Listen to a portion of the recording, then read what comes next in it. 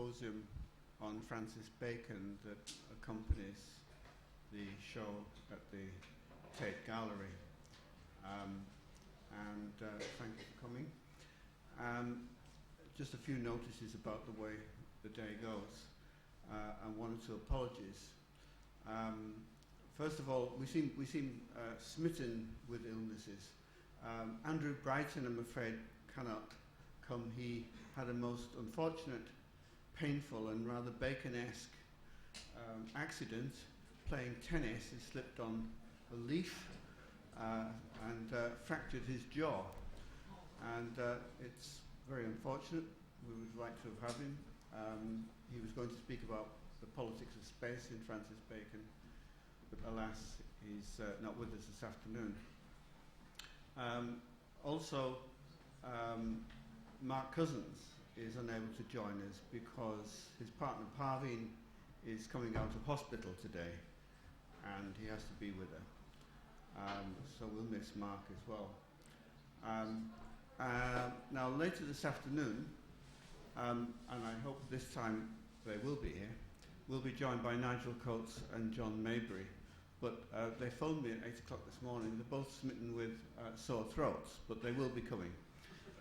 But not until 3. They'll be fashionably late, I guess is the word. What are we going to do? I'm going to talk a little bit, and then I want to introduce Robert Maxwell, who I hope everybody at the AA knows.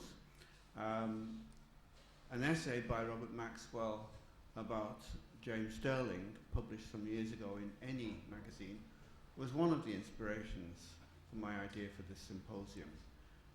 It was in the middle of an essay about James Sterling, and I suddenly came across this astonishing excursus on the exemplary practice of Francis Bacon. And that was one of my inspirations here, so I'm very glad to see Robert. And then we'll hear from James Cahill, who I think recently completed a dissertation at the Courtauld Institute on Francis Bacon. And after James, I'm very pleased to see that having come all the way from Edinburgh is Martin Hammer. I must say that's the biggest effort, and I commend that heartily, especially in view of all the sort of mishaps that seem to be happening to everybody else. So then we'll take a tea break, and then we'll be joined, I hope, by John Maybury to show excerpts from his film Love is the Devil, which was a biofilm about Francis Bacon and his lover George Dyer. And then finally the last speaker will be Nigel Coates. Another inspiration for this symposium was Nigel's installation at this year's Venice Architecture Biennial, which I made a lot of video of because I think it's one of the best in the Arsenale, and it seemed to me immediately inspired by Francis Bacon. And when I met Nigel outside in the cafe, I raised this, and then he introduced me to John Maybury. Of course, I'd not met John Maybury before, and suddenly everything came together. However, I have to say that my own idea about the connection between Francis Bacon and an architecture school goes back quite some while. And it was Martin Hammer who gave me the first opportunity to try to urge this idea. I think the starting point for me was the discovery, which I made quite late, that in fact Francis Bacon's first practice, creative practice, had been as a designer. And this intrigued me very greatly. And it seemed to me that the transition from working with the precision and the control and the planning of design to being the kind of painter that Bacon was enormously interesting, and actually may hold out some very, very interesting lessons for designers.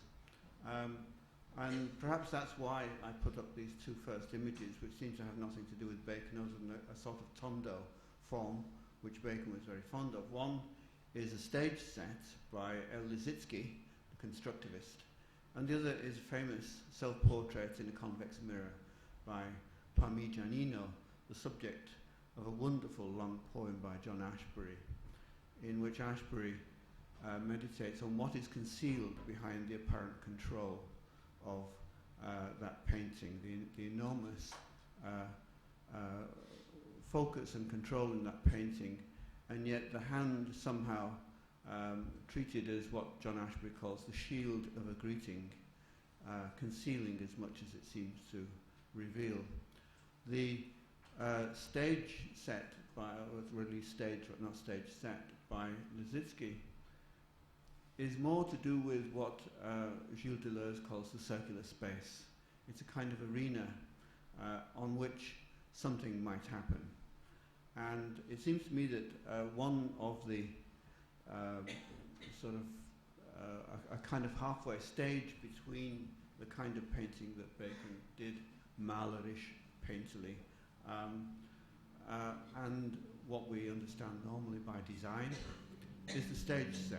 Because in the stage set, there is something very precise, something very controlled, something very planned, it's set up, but something is yet to appear.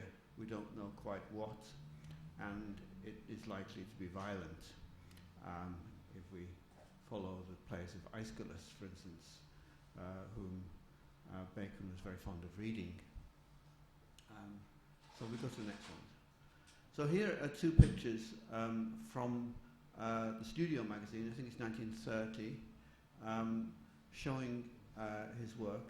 I think the one on the left, on the right was in Studio. The one on the left, I think, is more telling. I think it was done perhaps at home in his studio or in a friend's house. What is interesting, perhaps, is the Tondo mirror, which stays with Bacon right the way through to the end. If you look at the photographs of Bacon's studio, which I now believe is in the Dublin art galleries in Ireland, that mirror has stayed there through all of the transmogrifications of Bacon's space.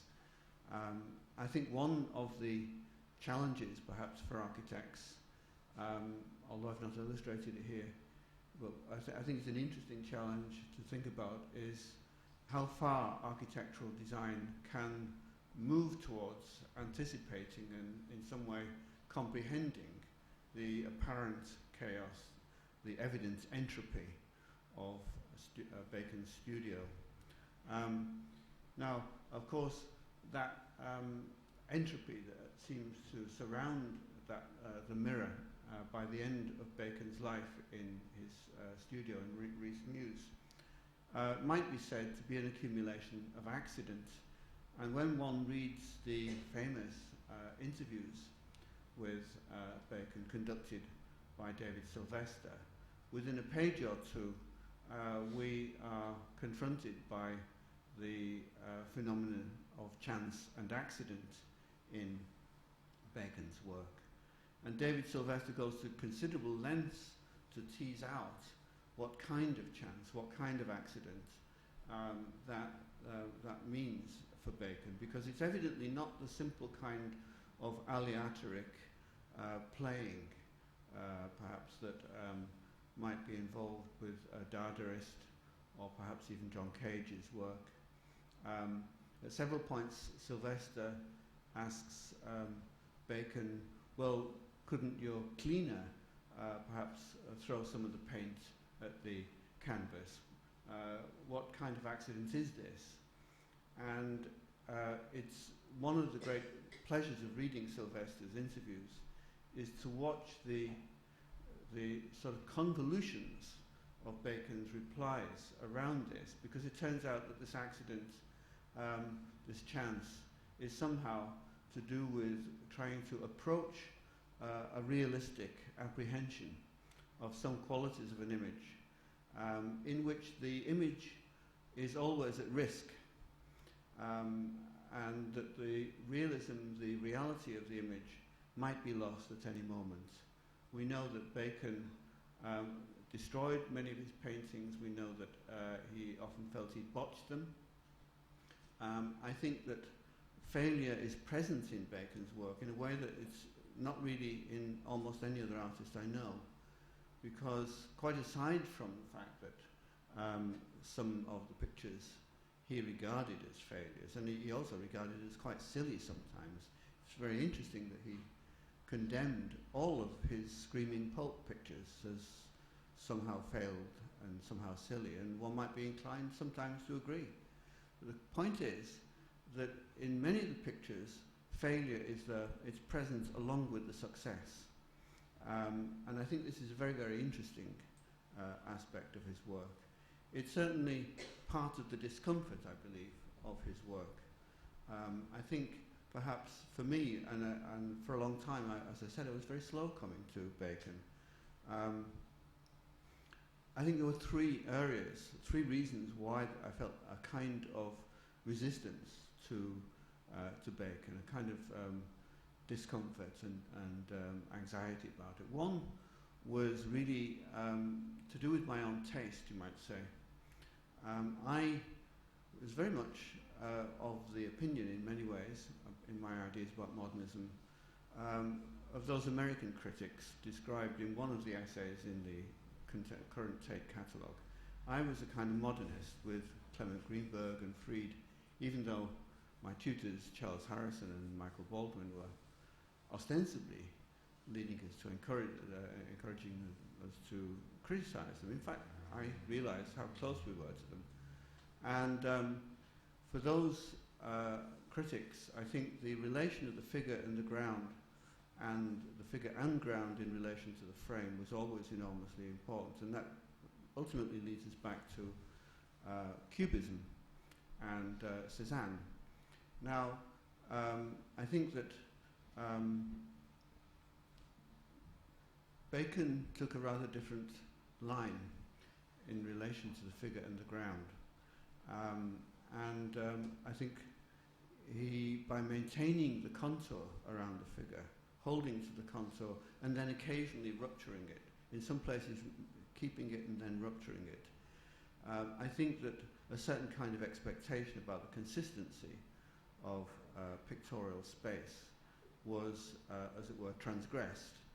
And we know that Bacon had a rather low opinion of abstract art. And I think that consistency of figure and ground was something that I think he resisted. If I can read a quotation from his first name, Hughes, the Australian critic. Robert Hughes, that's right. If we move on to the next one. He says, this kind of paint surface is part of the work of delivering sensations, not propositions. It is neither idly sumptuous nor ironically sexy. But the one thing it cannot reliably do is to fix the extreme disjunction that between Bacon's figures and their backgrounds.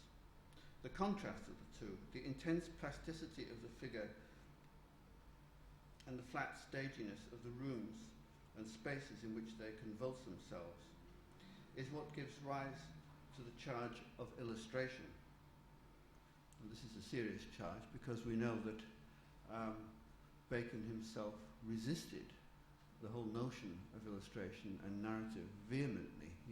His entire work was, on the one hand, he said, directed against the flatness, the patness, the consistency, the predictability of abstract art, and on the other hand, narrative and illustration, the threshold of which he said always brought on boredom. But Hughes says, it will not go entirely away, because Bacon only rarely manages to set up the whole field of the canvas as a coherent structure, every part a necessary pressure on the next.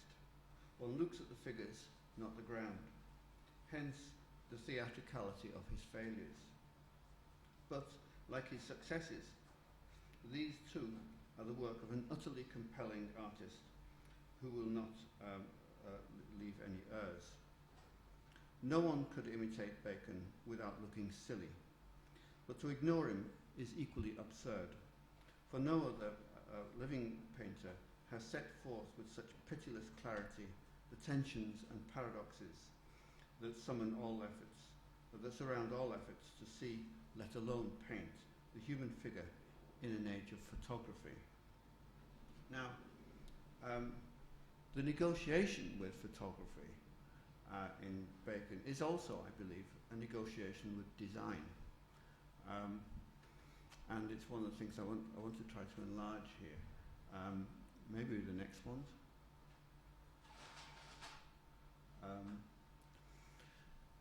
Here's a late Rembrandt and a Degas, two artists we know that Bacon admired enormously, and they're both masters of what I think E.H. Gombrich calls the evocative image, in which the image is somehow left not quite completed.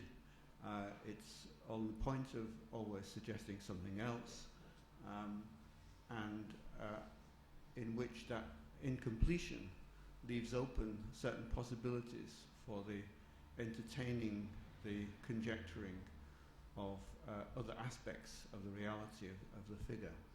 Next.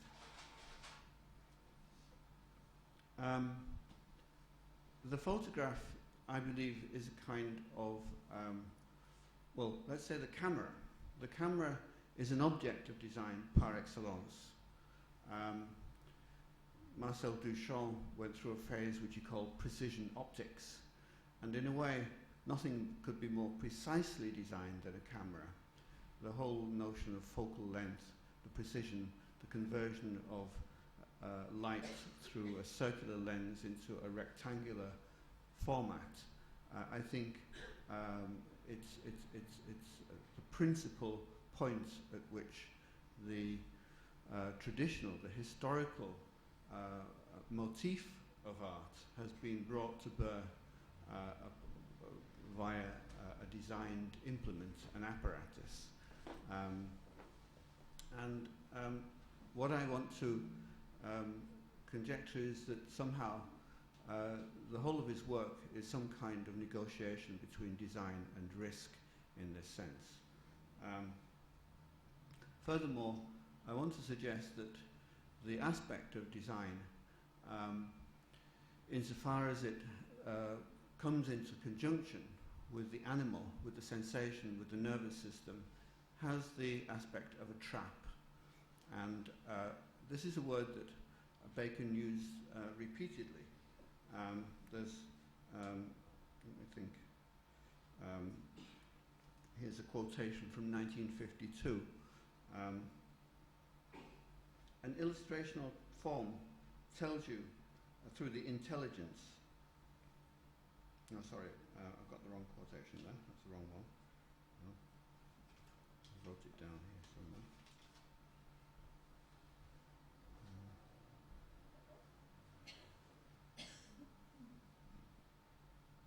Well, here's another one. It doesn't really matter. This is from David Sylvester because he uses the term trap repeatedly. Sylvester asks, what is it above all that happens with the paint? Is it the kind of ambiguities that it produces? Bacon replies, and the suggestions. When I was trying in despair the other day to paint that head of a specific person, I used a very big brush and a great deal of paint, and I put it on very, very freely. And I simply didn't know in the end what I was doing. And suddenly this thing clicked and became exactly like this image I was trying to record. But not out of any conscious will, nor was it anything to do with illustrational painting. What has never yet been analysed is why this particular way of painting is more poignant than illustration. I suppose because it has a life of its own.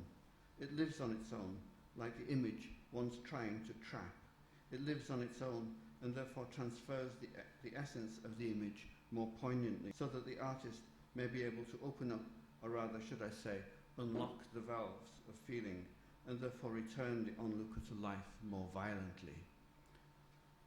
What's intriguing there is that there are two mechanical images that he invokes which seem to have opposite sort of patterns to them: the trap and the valve. The trap halts, fixes, encloses.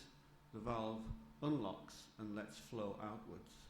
And I think this is a kind of, maybe you could even relate it to the hydraulics, as they're called sometimes, of Freud's psychoanalysis, his pattern of the flows of discharge and of repression.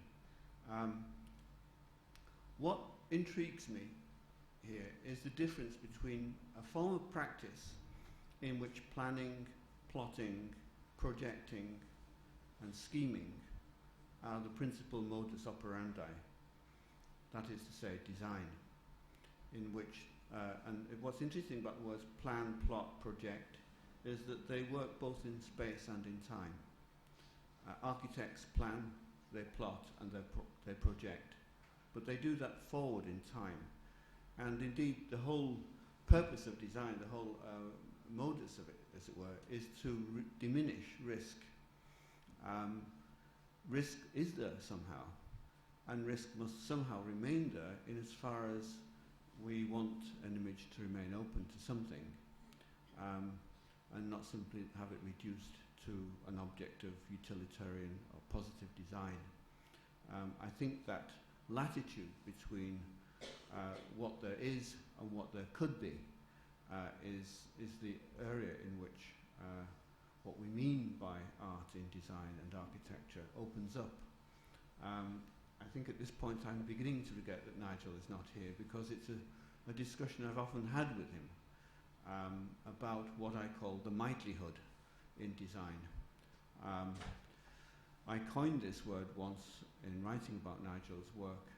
It's a translation, very simply, of the word Möglichkeit in German, which simply means possibility. In the Logic of Sensation, Gilles Deleuze has a large section about what he calls probability, and the way that probability has to be, in some sense, worked against, or sort of pushed out, squeezed out, and replaced by something else, and how the diagram, which is a very peculiar way that Deleuze uses this word, which I won't go much further into because I think it's such a problem. The diagram is a way of squeezing out probability, and perhaps in a sense opening up possibility, Möglichkeit, mightlyhood. If you think about design, the whole kind of the order of design is precisely the indicative. It's the word fiat. Let there be, there will be. Everything in design tends towards, as a kind of asymptote, it's the teleology, you might say, of design, is certainty, of saying there will be this is that, and there are fixed dimensions. Whereas, of course, there's another modality, which is, we can call it the subjunctive. There may be, there could be, there would be. A whole field of play in which things are not quite as open and not quite as fixed and definite. Now, in painting, I think this is widely understood. Any painter knows this. Actually, I believe it's there in design as well, but I don't think it's actually fully acknowledged in some way. It doesn't seem to be. I think it's suppressed, you might say. Perhaps this might be something we discuss later. But I'm very interested by the difference between those arts which are more or less like design, which are more or less indicative, fiat, and those which are extremely open, which one doesn't really know fully, exactly, in the act, what will happen, what will come about. And of course, this brings the subject, the activity, closer to such things as performance. Now, I wanted to read out a passage from a play by an Irish playwright, Brian Hatton, which struck me very, very greatly, and I tried it out on James Carhill the other night, and I said, what do you think of this? And I said, James said, oh, it seems, let's hear it. Brian Field's very remarkable Irish playwright. Of course, Bacon grew up in Ireland, and I think that there's various kind of valuations one can put to that. But in this play, which is called Faith Healer, it's about an itinerant showman who happens also sometimes to be able to heal people.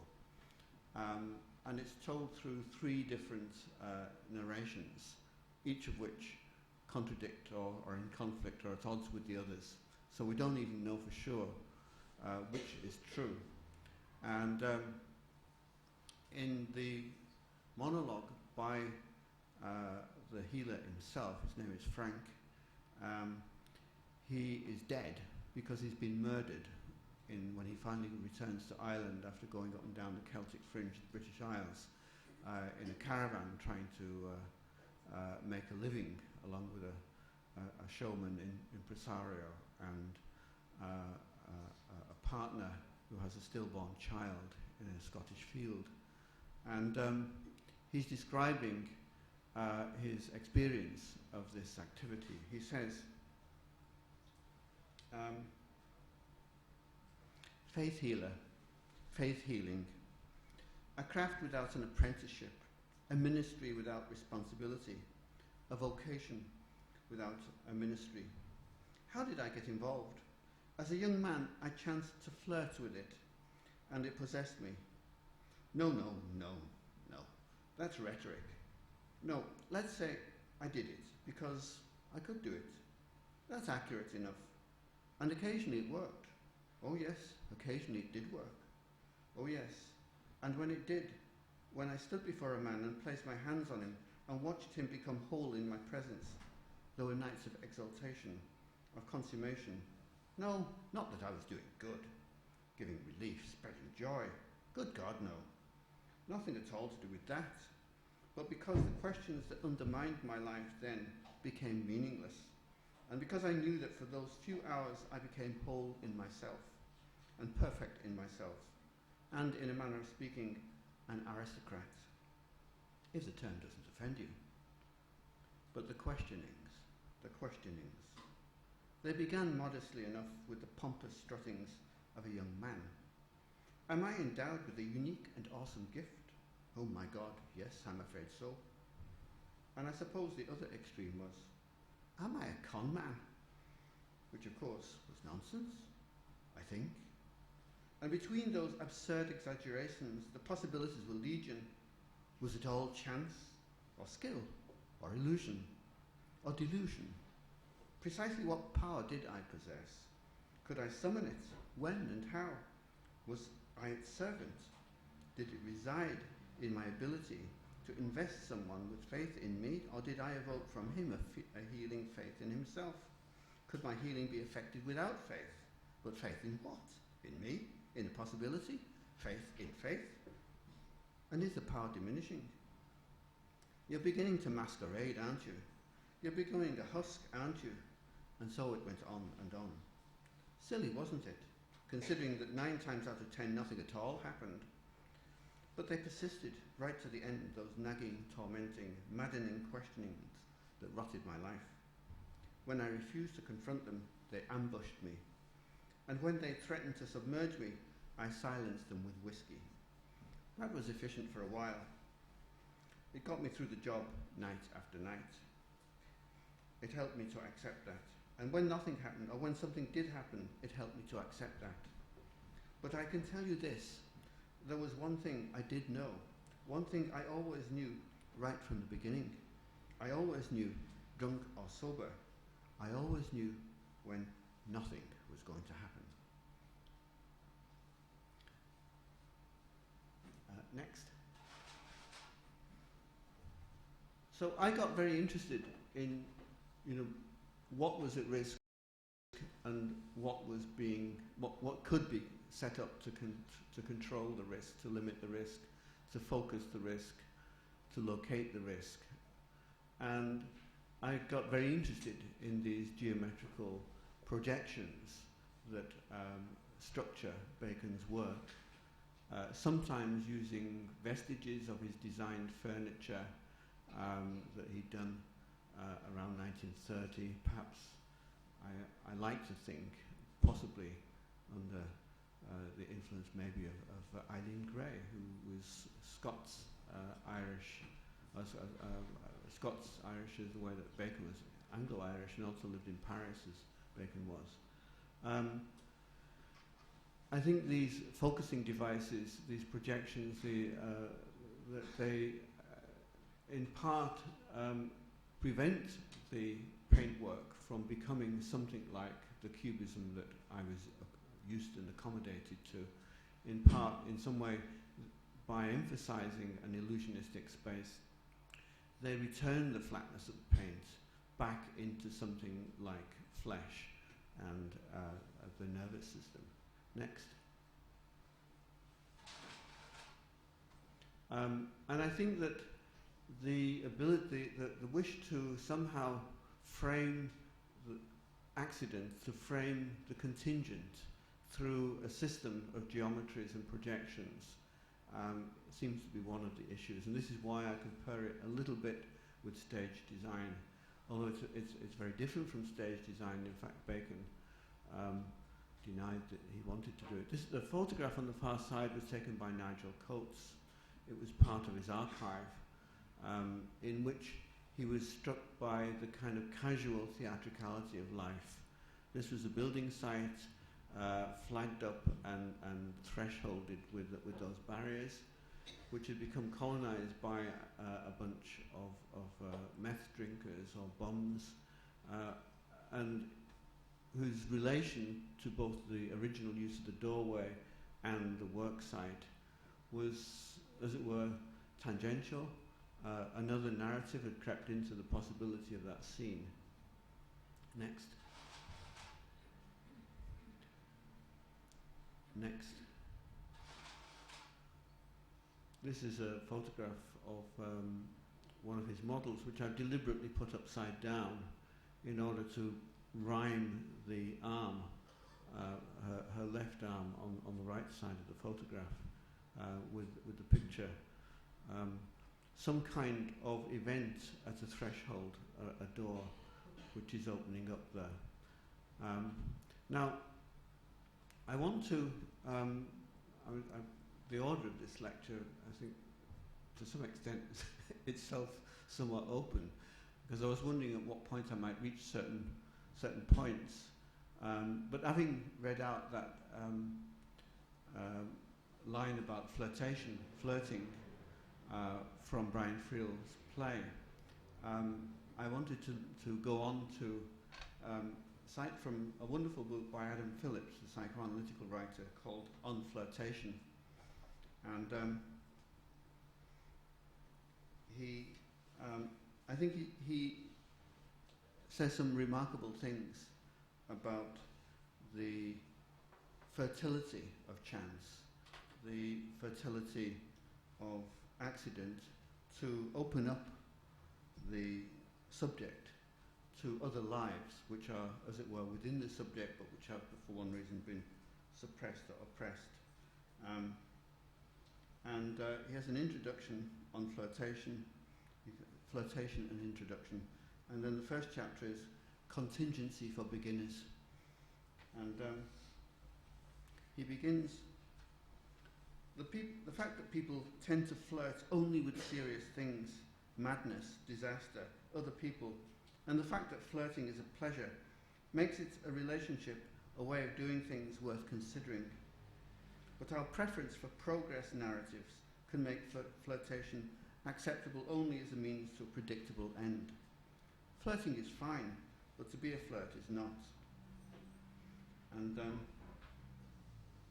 he says, critics of flirtation tend to assume that there is a self which is not, by definition, elusive. And it seems to me that this elusiveness of the self is certainly part of Bacon's undertaking. And he says, to be committed to something, a person, an ideology, a vocabulary, a way of going about things. I suppose one might even say to be committed to a design. One has first to be committed, perhaps, unconsciously, to commitment itself. The question need not be, should we dispense with our capacity for commitment? But what does commitment leave out of the picture that we might want? If our descriptions of sexuality are tyrannized by various stories of committed purpose, sex as reproduction, sex as heterosexual intercourse, sex as intimacy, flirtation puts into disarray our sense of an ending. In flirtation, you never know the beginning of the story, whether the beginning of the story will be the end. The flirtation, that is to say, exploits the idea of surprise. He says, but from a pragmatic point of view, one could say that a space is being created in flirtation in which aims or ends can be worked out, or commitments may be a way of preempting the elaboration of making time for less familiar possibilities. Flirtation, if it can be sustained, is a way of cultivating wishes, of playing for time. Deferral can make room. Next.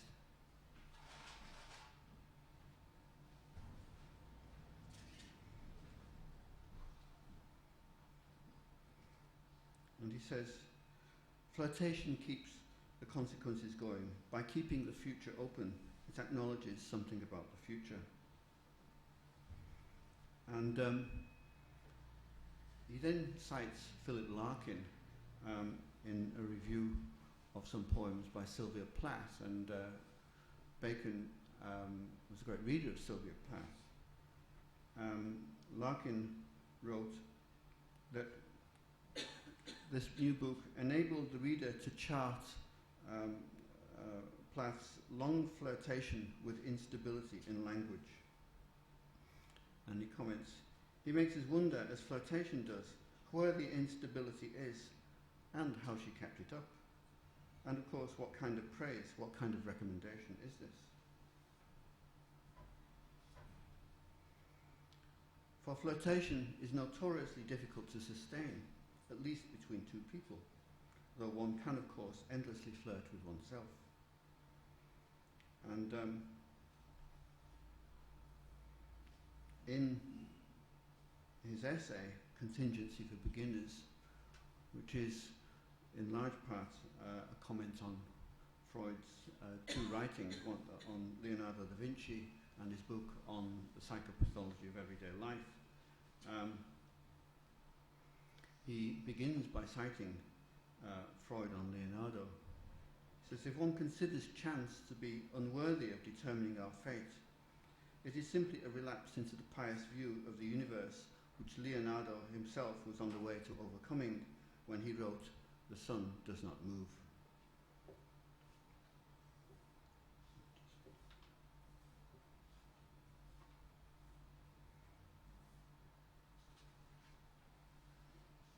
And in the second part of this chapter, Contingency for Beginners, he begins to discuss the psychopathology of everyday life, in which Freud says that the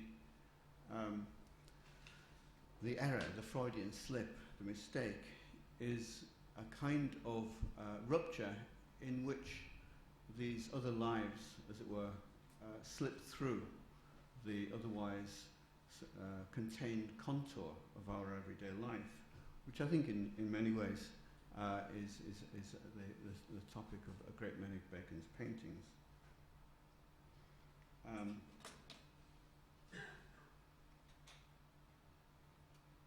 The psychopathology of everyday life has been one of Freud's most popular works, he says. But why then, in this book, subtitled Forgetting, Slips of the Tongue, Bungled Actions, Superstitions and Errors, are there so many examples? Why is so much evidence needed? And he comments that it's 6 years later that he writes a book on Freud, and as he suggested, why can't we as Freud suggested 6 years later in his book on Leonardo, consider chance to be worthy of determining our fate. It may not be that all accidents are meaningful, but that meaning is made out of accidents. Freud uses psychoanalytic theory to turn accidents, apparently chance events, into significant intentions. And falling, stumbling, and slipping, he writes, need not always be interpreted as purely accidental miscarriages of motor action. He reveals that we're not making fools of ourselves, but on the contrary, we are as competent as we dream we are. And there is no sphere, he writes, in which the view that accidental actions are really intentional will command a more ready belief than that of sexuality. And Phillips comments, accidents become disowned intentions. Other voices speak through our mistakes. So the idea of accident, of the apparently unintended, the contingent, gives us access to otherwise unavoidable desires or parts of the self, depending on one's language commitments. Accidents become the best way, indeed the only way, of doing some things. Error, he says, is legitimate criminality. And he ends this section by observing, suppressed desires are suppressed histories, or suppressed histories that were in the making. Through psychoanalytic interpretation, Freud takes the luck out of accidents and makes them available as non-mystical sources of meaning.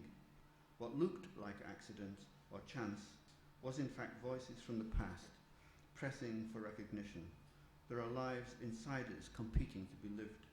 We must assume from what Freud says, that the suppressed psychic material wants to express itself, that there are personal histories inside us in conflict but clamouring for recognition. Accidents are reminders of unfinished business, that we are living too few of our lives. The last quotation I want to get from this book is actually from the South African writer J.M. Coetzee. Just turn back a page or two. It's a very beautiful passage by this novelist. He uses the metaphor of hearing, but I think we can also speak of seeing here. In a world of chance, is there a better and a worse?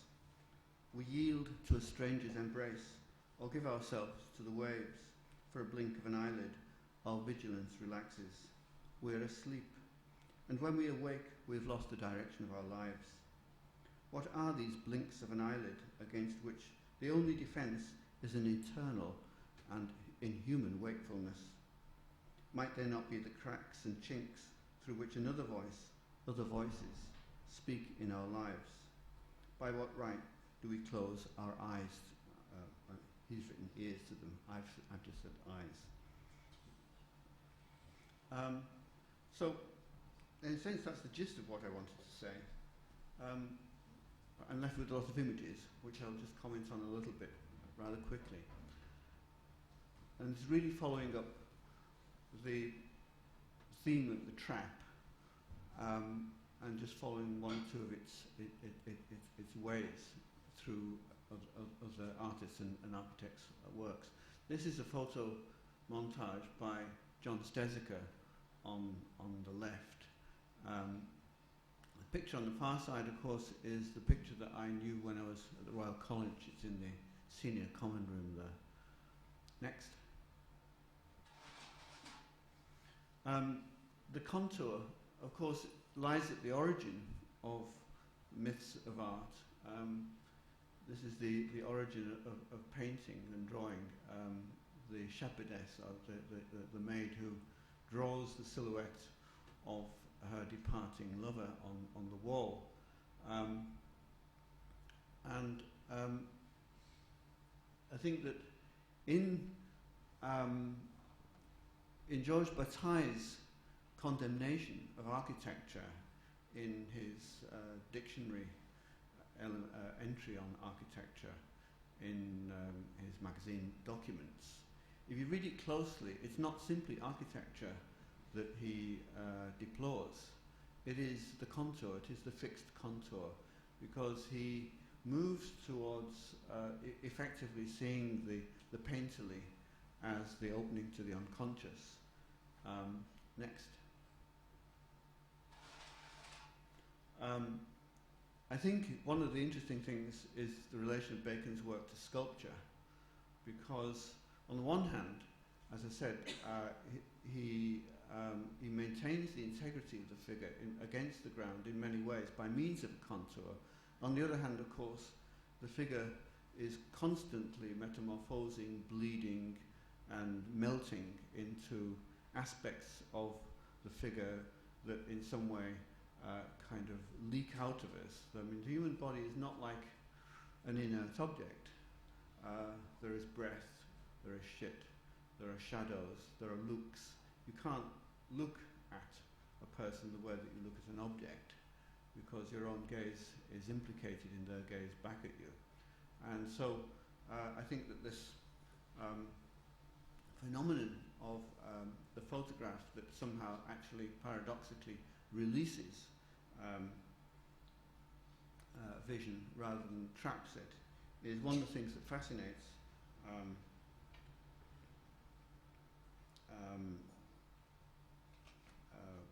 Bacon.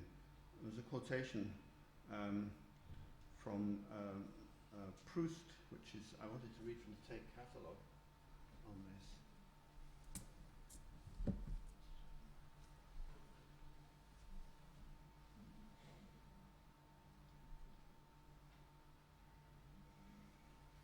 This is from Guamante's Way. Proust says, "The process that mechanically occurred in my eyes when I caught sight of my grandmother was indeed a photograph. We never see the people who are dear to us, save in the animated system, the perpetual motion of our incessant love for them, which before allowing the images that their faces present to reach us, catches them in its vortex, flings them back upon the idea that we have always had of them, that makes them adhere to it and coincide with it."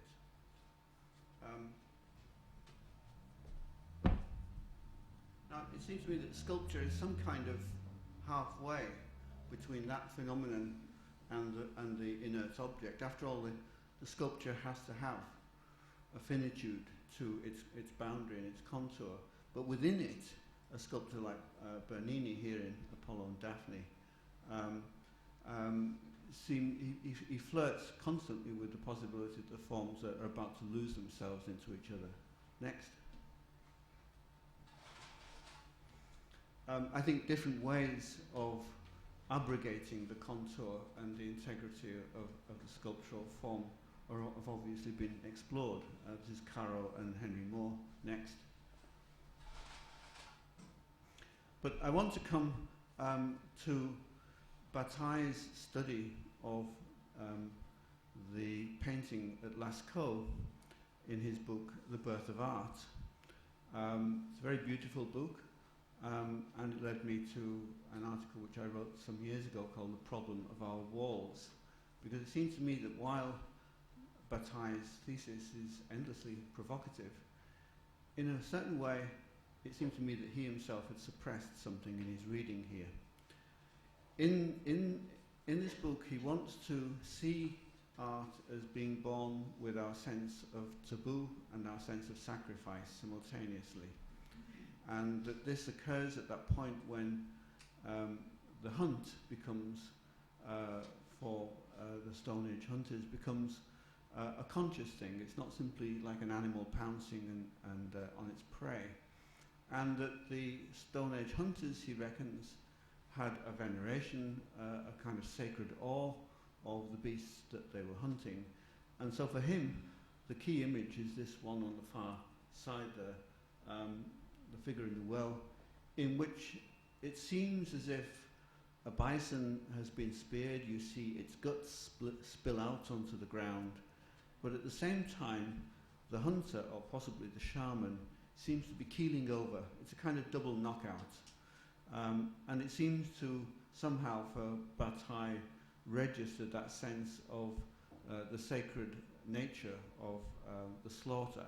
That in slaughtering the animal, there is in some sense a taboo against the slaughter of the divine being undertaken, and therefore a sense of sacrifice comes about. It's a fascinating idea. However, in the rest of the cave, you see something else. If we go next. What you see, this is, to be sure, it's my interpretation, are what I take to be traps. These strange little geometric grids that are inserted into the flow and the wild chase of the figures. They are enclosed, and they're everything that Bataille appears to be deploring, abhorring, and seeing as a sense to fall. And of course, to set a trap is absolutely the opposite of engaging in a kind of one-to-one kind of struggle with a great beast. To set a trap is to use design and calculation. It is to plan ahead. Perhaps the person now saying this, me, in saying this, I suppose I reveal myself as a sort of Hegel at the hunt. It marks me out, or marxes me out, as a Stone Age socialist, a believer in rational planning and collective action. But it's certainly different from the ideas of Bataille. The implication, however, is that you might say that architecture begins as a trap for animals, or a trap for the animal. Next. There is a close-up of one of these with the hoof falling into the grid. And of course, Elie Lottard's photographs, which were reproduced by Bataille of the slaughterhouse, I think have an astonishing way of rendering the doors and the walls of the slaughterhouse as the axes and the knives and the saws that actually slice up the animal into meat. And even the way that the meat, the flesh is pushed out there, leaving a kind of trace, rather like a paint trace from a brush. Next.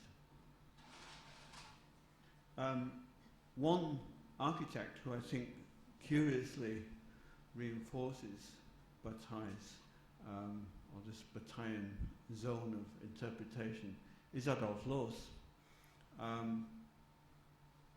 Of course, ostensibly, he is a great rationalist. His condemnation of ornament, by identifying it with taboo, with tattooing. But it's very interesting. One of the very few photographs, and he hated photographs, by the way, of his buildings. One of the very few photographs he ever published in his journal was the one on the right that you can see. And it's a call for that Biedermeier shop front, very austere and chaste, to be retained in a museum. It was in fact a venison shop, a game shop, and of course there's a dead animal hanging outside it. And it's very odd because in a way it's as if he's saying, well, this is a fine example of the way that the Biedermeier period anticipated the modern, because there's no ornament. The ornament has been suppressed. But there in front of it is everything that the ornament, in a sense, was derived from. As indeed you'll see if you look up on the walls here, this room is decorated with skulls and swags, just like in that 1946 painting by Bacon, which is inspired by a kind of butcher's shop. So we are surrounded by death even as we sit here. The other picture is a Loos interior of the music room, in which the cello sits in that little glass case in a strangely kind of bottled up way. There's a kind of suppressed interpretation one wants to make here, even though one can't legitimately make it, as it were, in the usual art historical way. Next.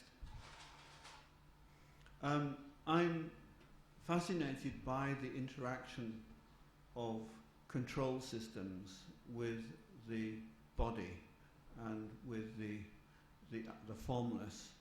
a great deal of Renaissance effort went into finding these control systems, perspectives, grids, and so on.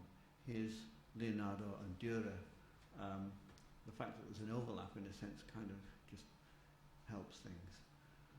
But what interests me, especially in the Leonardo, is the idea that I said that maybe, in a sense, even though design must finally, after all, result in a finite object, a fixed object, nevertheless, it must also be, in some way, an opening, an entertainment, a possibility for some likelihood of future acts around it.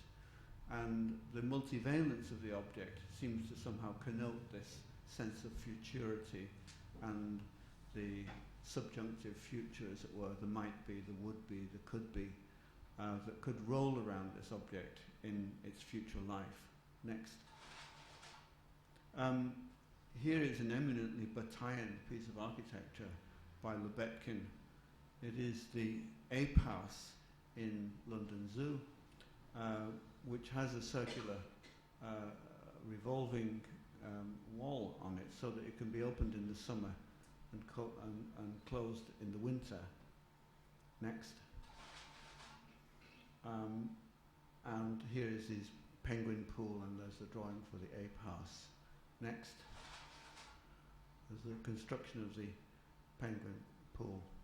The drawing on the far side is by Peter Sabara, who was one of the people around Nigel Coates in the NATO group. He was a student and teacher here, and we have an exhibition of his.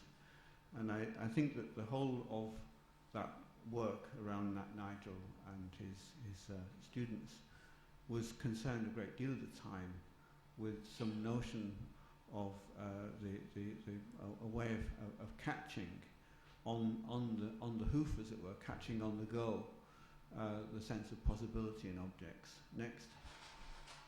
These are two drawings of the same project by Sabara. Peter Sabara died recently, a few years ago, of AIDS. And I think that's another reason I suppose I somehow brought him in here. Next. Here's Lizitsky again with his stage, and next to it is a photograph of another Russian stage in which an action is actually taking place. Next. And two designs by Nigel, one a shop and one a cafe. The cafe in Japan was equipped with coulisses and stage and curtains that rose and fell, an eminently theatrical space. I think that the clothes shop is obviously some kind of way in which the object is supplemented by a sense of bodily life.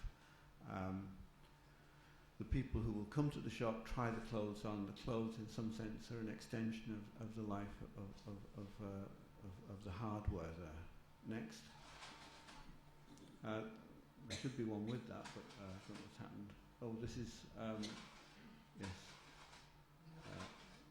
It's okay. This is one of Muybridge's photographs. Of course, setting up the photograph to capture the body in motion on this grid is an eminently trap-like activity. Next. And there's Bernard Tschumi playing the Bataillean role for all it can go in one of his architectural manifestos.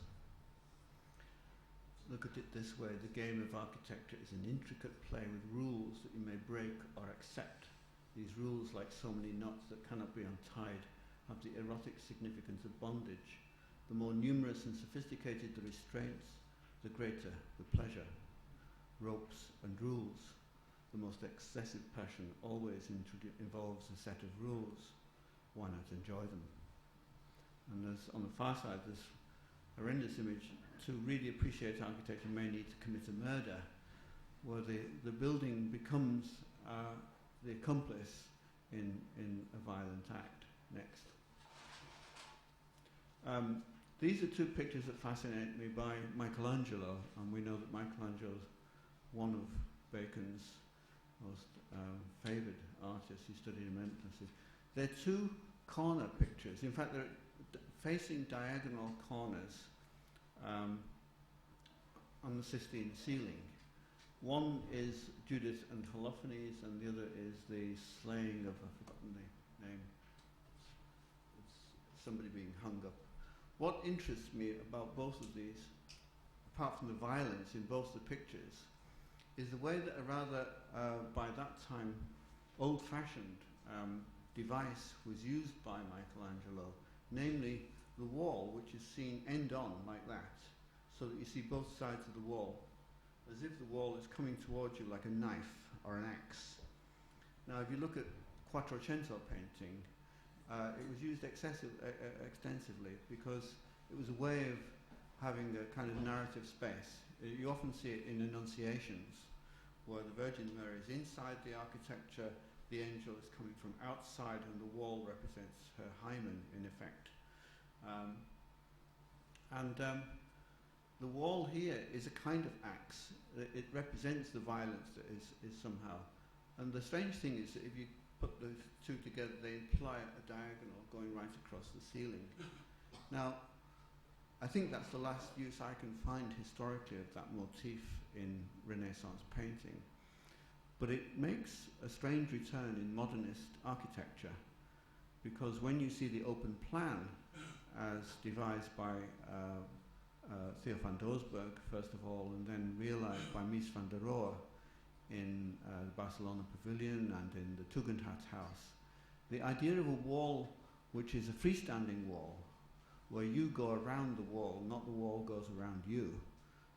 The wall which is simply a blade, a space divider in the open plan, makes a return. It's a very strange reversal. Next. Here is a painting by Tintoretto in which we see the open plan wall in effect. It's Susanna and the Bathers, and she's behind this pergola screen looking at herself in a mirror while the two old guys leer around the edges of it. But you can see the problems of the open plan there. It doesn't really give privacy. I think that one of the most astonishing pieces of modernist open planning is actually done by Marcel Duchamp. I think it's the only piece of really cubist architecture I know.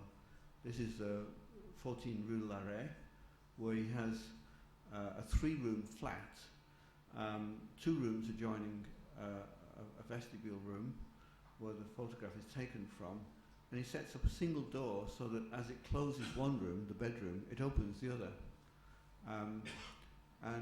So this door becomes a kind of blade which is constantly slicing space into one or the other. Next. This is Mies van der Rohe and Lily Reich with the open plan wall made of silk, and strange conjunction of the precision of design and the en form of the onyx marble. This is in the Villa Tugendhat. Next.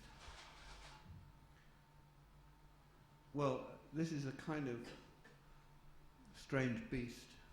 It's Philip Johnson encaged like a vampire in his glass house, waiting for the sun to go down, I suppose, to come out. It's a set of photographs that were taken when he first published the house. Next. And these are photographs taken by Dan Graham. The man is in an open plan glass curtain wall office, as if, what Dan's point there is that it was a utopian ideal, transparency and openness, which is here used in fact as a form of surveillance and coercion. With the corresponding pose for the woman identifying herself with the object on the other side of that glass. Next. Now, I think one artist who may have been influenced by Bacon's painting, I don't know for sure, was Constant. You know, that he engaged in this utopian project called New Babylon for about 15 years. But after 1968, and this is Mark Wigley's thesis, he, in a sense, puts the whole thing into reverse. I want to read Mark Wigley for a moment.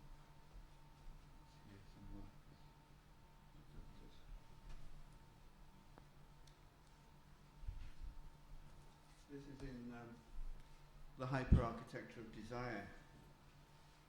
And the closing section of his introductory essay is called Stained Architecture.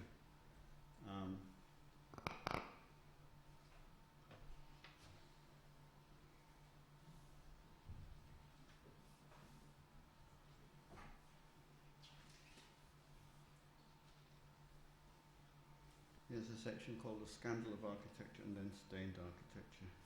Without enthusiasm.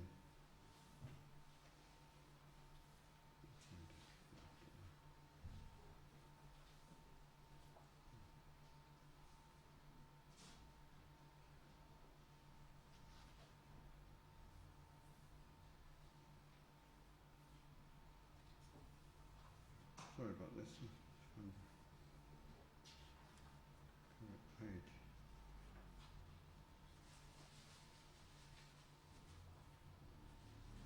He says here, whatever the future is, it usually looks very good in the hands of architects.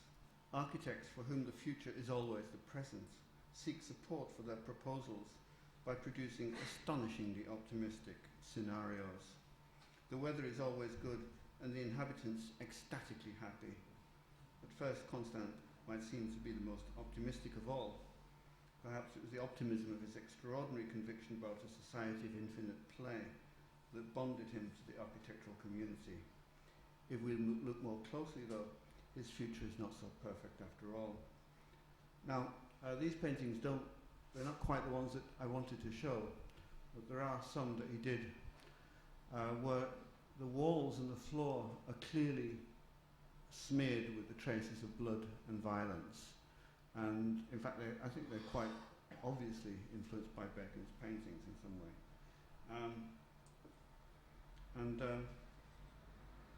He says,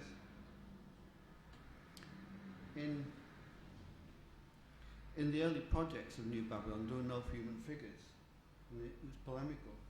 But in one of the early drawings of 1960, a few stick figures appear in the space. But they're still ghosts in a space that is itself phantom-like.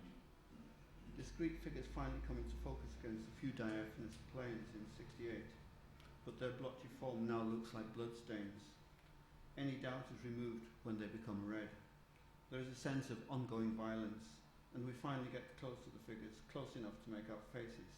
They've been piled up or splattered across every surface as if there has been a horrific carnage. Human life just becomes a stain of its extinction. Stains had always played an important role in New Babylon. And he says, this is a quotation from Constant himself. New Babylon is an uncertain universe where the normal man is at the mercy of every possible destructive force, every kind of aggression.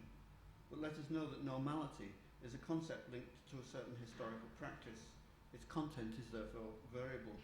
The image of a free man who does not have to struggle for his existence is without historical basis. Man's aggressivity does not disappear with the satisfaction of his immediate material needs. Next. Next. The last few slides are in the spirit of that reversal, because I've been writing about Dan Graham for many years now, and I'm aware of the ludic and playful nature of a great many of his experiments. But I think that Dan also is aware of the curious possibilities of ambivalence in some of these works. The main thing to know is that with Dan's pavilions and other devices, they're not so much to be looked at as to be looked with, like lenses or mirrors or windows. The pictures on the left are an early work from about 72 called Body Press, which takes place rather like inside a certain Samuel Beckett play, inside a mirror-lined cylinder, and male and female figure pass movie cameras around between them, tracing the image, and what you see in the movie then is this distortion that comes up around them. On the other side is one of his two-way mirror glass pavilions. Next. There's another one, and there's a pavilion he did for children. Next. And this is one of the first of his two-way mirror pavilions. He said that these two pavilions, the two adjacent pavilions, he looked upon them as two Sartrean subjects in which the perception of one was altered by the regard and the gaze back of the other. He's photographing himself here, but I think this is, he would admit this himself, one of the important things to remember about these pavilions is that they really only happen when there are several people there, because the real subject of the work are the unpredictable chance encounters and shifts of the gaze that occur in and amongst the multiple gazes and regards that occur among the visitors there. Next. This picture on the left begins to get some of it. And it takes me back finally to Bacon's observations about trying to get figures on a canvas, where he keeps saying he knows that he wants to have several figures on a canvas, and they're in some kind of relation, but he can't say that it will be this relation or that relation, because that immediately engages them narratively. In many ways, I think it's rather Pirandello-like.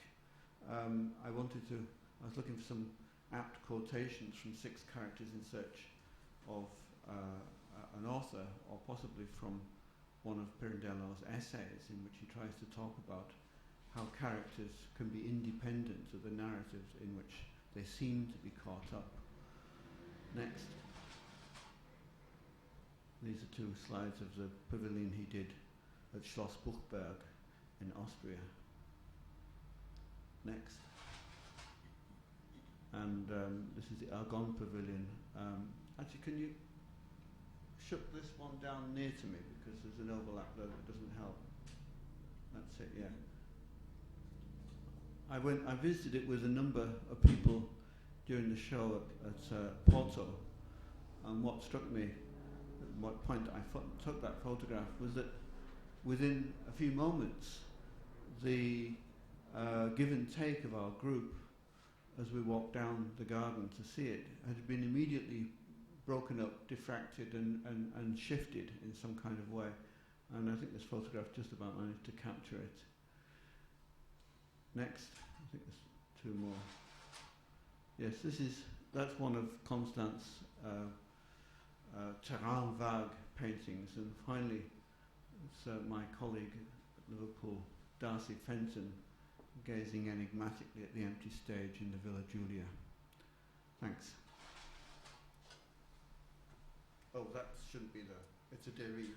It's a détournement. Thanks.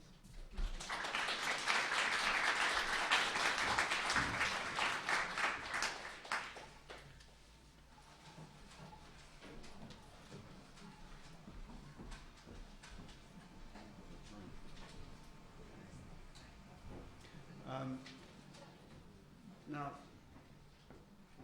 Robert, are you ready? You're fine? I can do it now, or I can do it after lunch. Is there none? We're just going to have a tea break, but I think we should have you first. I'd like to introduce next Robert Maxwell. Robert is Emeritus Professor at the University of Princeton, and has been a valued and very frequent contributor to the postgraduate programs here over the years.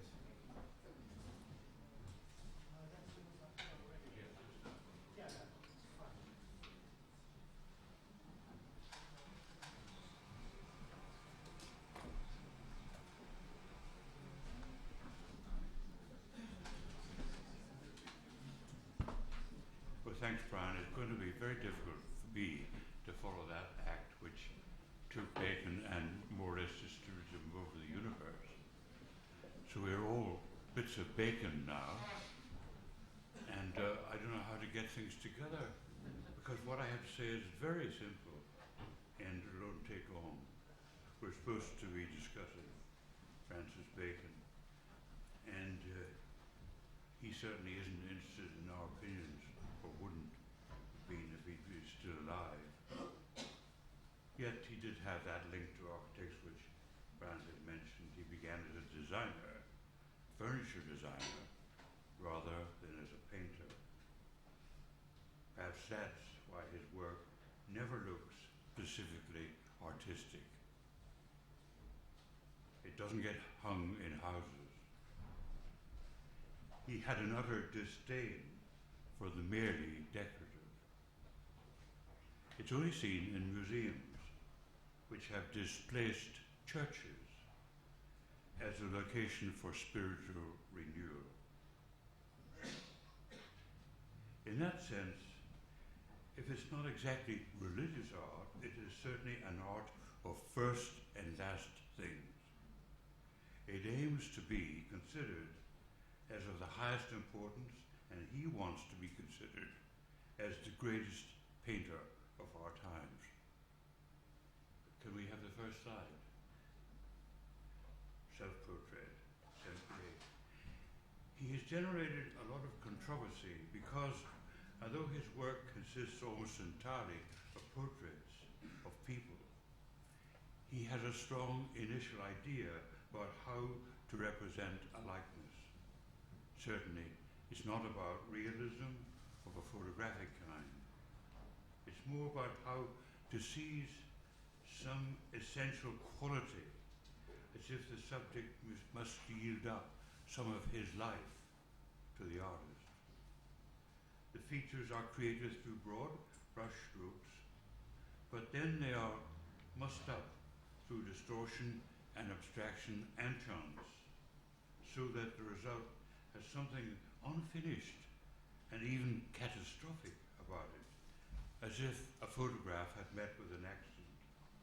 I quote from David Sylvester's interviews with Francis Bacon discussing the effect of photographs, and this is Bacon speaking, because with these marvelous mechanical means of recording fact, what can you do but go to a very much more extreme thing where you're reporting fact not as simple fact, but on many levels, where you unlock the areas of feeling which lead to a deeper sense of the reality of the image, where you attempt to make the construction by which this thing will be caught raw and alive. Construction, of course, is something like a trap. Next. We should note that Bacon refers to his painting as a construction. The process may look energetic and impulsive. It's trying to catch an impression, but at one level, it's a construction, a carefully careless idea that renders the subject alive through taking a calculated risk. Bacon makes it clear also that at a certain stage of the painting, he deliberately musses it up, using accidental effects, only carried out after the sitter has gone, never in the sitter's presence. But how does he know when to stop? Because, I would suggest, while responding to the challenge of representing a subject, he's also acting as his own critic. Next. Three studies of Henrietta Morois? No, I don't think so. His habit of making studies in threes, we better have the next one. Oh no, we go back to, there's something wrong here. That's the triptych. That's the three studies of Isabella Rostron. His habit of making studies in threes, calling them triptychs, tells us something else, that Bacon is aware that his goal is not just to be good, but to be part of great art. A triptych is a public category, one made famous by the religious art of the Renaissance. It's the equivalent of being a public statement. At the same time, he rejects modern art that is too rigorously abstract, that's too easy. It becomes merely aesthetic. He wants something to be both aesthetic and beautiful on the one hand, and on the other disturbing and problematic, and caught up with human destiny. It will be partly beautiful and partly ugly. It will be the result of a tension between incompatibilities. It will be an art of extremes, the opposite of what he calls the art of the in-between. Now, next slide. Yes, this is a man walking downstairs. I'm quoting from Bacon again. I think we are in a very curious position today because where there's no tradition at all, there are two extreme ends. There is direct reporting, like something that's very near to a police report. And there's only the attempt to make great art. And what is called the in-between art, really, in a time like ours, doesn't exist.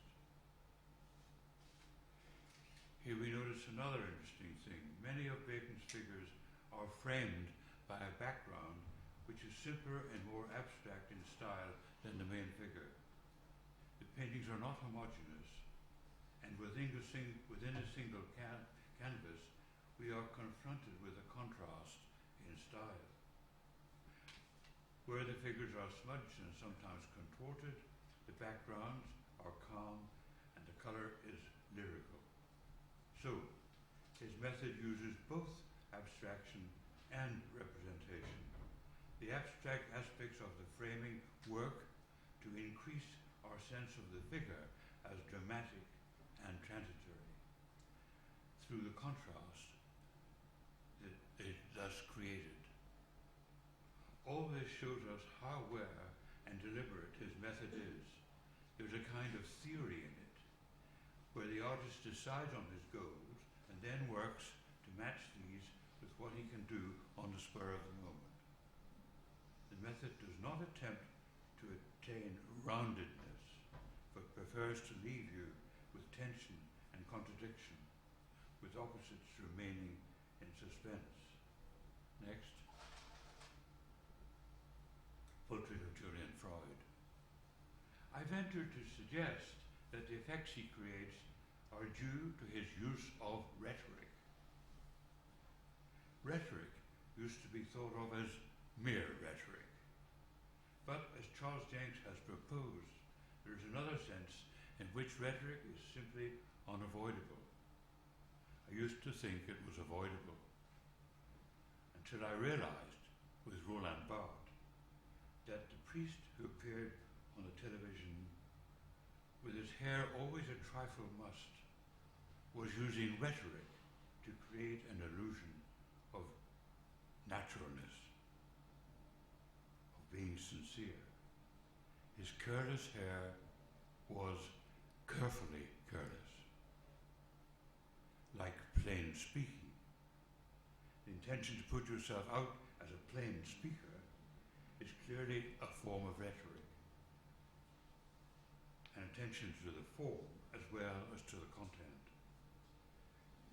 In the 60s, that's a long time ago now, in the 60s I used to agonize over this point. Today I'm older and wiser. So, a painter of first and last things uses rhetoric? How does he do this? Next. It seems to me to be a matter of framing. There is a change of style between the frame of the background or setting and the actual figure. The figure is more or less distorted, whereas the background is painted smoothly with no breaks and often with great elegance. But the figure appears in this background as if painted by someone else. In other words, it appears as an intrusion in the style, and this gives it a measure of life. Moreover, the painting is itself further broken sometimes by a passage where the paint is smudged, as if focus had been lost through movement, as happens sometimes in a photograph. We know that Bacon was fascinated by the work of Muybridge, and Muybridge was concerned with photographing the figure in movement. Many of his shots are scientifically verifiable, but sometimes they make the figure appear unnatural, at variance with the accepted idea of the movement, as most obviously in the traditional figure of the king on his prancing horse, where the horse is part of a monument and it is stable beyond any hope of equine life. The effect of this smudging, then, is to give a fleeting impression of the figure in movement, which reinforces the impression of life. Next, portrait of Henrietta Morales. This follows the teaching of Heidegger, who pointed out that it is never possible to seize the essence of an appearance, but only the fleeting trace of it. I repeat what Bacon said about this. What can you do but go to a very much more extreme thing where you're reporting fact, not as simple fact, but on many levels, where you unlock the areas of feeling which lead to a deeper sense of the reality of the image, where you attempt to make the construction by which this thing will be caught raw and alive. And I stress here the raw and aliveness. That's what he was aiming at. That's why it can't be well rounded. It has to be raw and alive. The painting, he says, is a construction for catching something raw and alive. Rhetoric is such a construction. It may create the impression, the illusion of spontaneity, but it is a mechanism carefully worked out. It aims at an impression of naturalness, but it doesn't work by spontaneity alone, but by the effect of spontaneity. Next. There remains a mystery, of course, which is to do with why it works, for it doesn't necessarily work well in every case. I mean, Brian did this, that Bacon destroyed a lot of his pictures. The difference between working and not working may well be a matter of pure chance. One can imagine Bacon doing a smudging, looking at it, shaking his head, and then doing another smudging, and yet another, until it works. The artist is his own best critic. One would dearly love to be able to follow the sequence of the making of a Bacon painting. My proposal suggests that he starts by doing the background, proceeds to the figure, which is already more or less distorted, finishes with the smudging. Is this what happens? But if you see you've made a mistake, is it possible to go back, out of frame 1, out of frame 2, back to the beginning, and start over? There's nothing to suggest that this could not happen.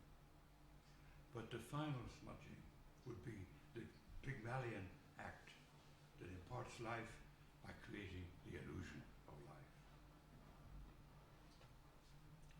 But it is still true that there's something terribly disturbing about Bacon.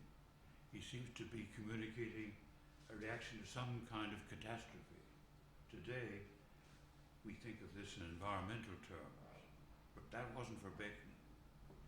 He was brought up in an Irish Catholic family. I think his catastrophe is loss of belief, allied to the rejection of a society that saw him as very peculiar. So for information on Bacon, I've relied mostly on David Sylvester, but the more philosophical commentary on Bacon is the book by Francis Deleuze. He concedes a distinction between the figure and the field in Bacon, but he goes on to emphasize the consistency between them, so that they are both partly abstract, and they work together to insist on the privacy of the artist and to keep the spectator out. Deleuze says, this is a quotation from Deleuze, the abandonment of simple figuration is the general fact of modern painting, and still more of painting of our whole time. But what is interesting is the way in which Bacon, for his part, breaks with figuration. It's not impressionism, not expressionism, not symbolism, not cubism, not abstraction. Never has anyone broken with figuration by elevating the figure to such a prominence. It's the confrontation of the figure and the field. There is solitary wrestling in a shallow depth that rips the painting away from all narrative, but also from all symbolization. End of quote. And thereafter, Deleuze proceeds to invest Bacon with all kinds of narrative content in an effort perhaps to make him more vivid. It's a conjury of narrative fragments about the elements of the composition, giving them a fugitive life as ideas. For me, it's fascinating reading, but it does not succeed in unraveling Bacon's mystery. It just makes another parallel mystery. The painting always remains clearly painting. If it were more lifelike, it would become like the monsters in science fiction, simply monstrous. It remains painting. And if you want to make it less terrifying, you can hang a reproduction in your living room and get used to it. Thank you. End of